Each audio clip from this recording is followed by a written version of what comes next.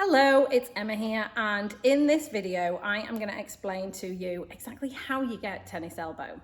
So the most common reason that people get tennis elbow is overuse.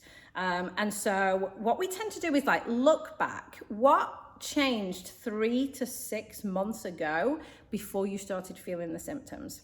So think back to when you first started feeling the symptoms, whenever that was, and then go back 3 to 6 months further from there.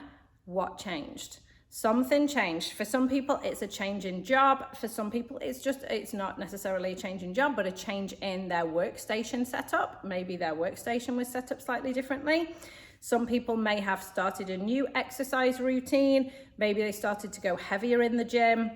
Maybe they added in tennis, pickleball, something along those lines.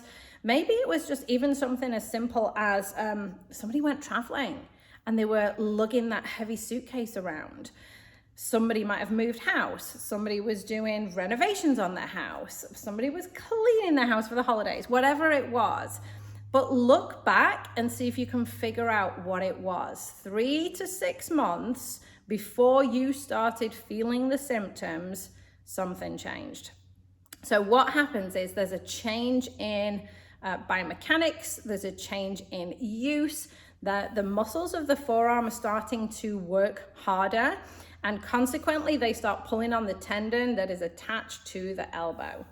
When they start working harder, they start tugging on this tendon, tug, tug, tug. This is why you don't generally feel it straight away, because it's kind of like that little prod. You know, if somebody's like prodding you like this, the first few times doesn't make any difference. Maybe after 10,000 times, you'd be a bit annoyed. You'd probably have a bruise.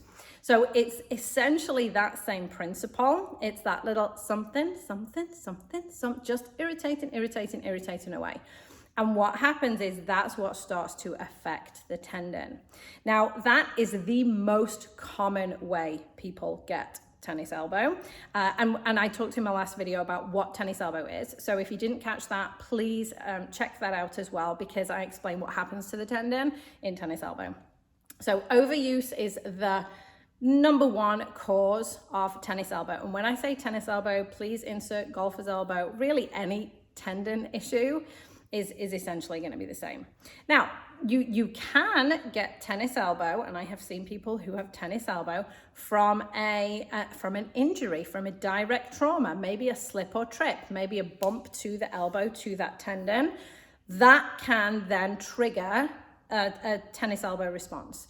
It's much more rare, but it does happen. I have seen it, and we treat it in exactly the same way as an overuse, because essentially, even though it's a different cause, it's not that little overuse, niggle. It's a boom, big trauma, big response to it.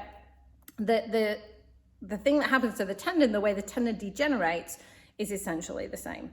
And so the treatment to recover that is going to be the same. So maybe you slipped and fell and you bumped that elbow, and that's what seemed to flare it up. Or maybe you bumped it on the fridge while you were passing. That's something I hear a lot with my chefs.